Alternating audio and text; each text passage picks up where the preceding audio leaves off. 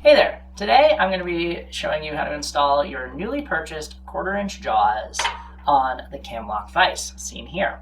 So the only thing that you will need is your depth key, which you should have as they ship with every single one of our sharpeners. Let us know if you need another one. And all I'm going to be doing today is pulling these jaws out. So you'll notice the pins right here on the back side of your jaws are what is holding it in. And to make this process easier, I am going to make sure my vise lever is in the upright position, least tension, and then my tension adjust on the back side of the vise is at the easiest position. Not necessary, it just makes the process a little easier. Then I'm going to use one of the prongs on my depth key to push these pins out. I'm going to just push both of them forward, set down my depth key, and pinch my jaws together. There's small parts in there, and we want to just hold them all together. It's not a ton of force, just keeping them from flying apart.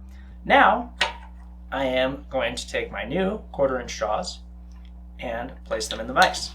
Now, little tip for myself, I like to take one hand, wrap it around this lever, and then pinch the jaws with the index and thumb.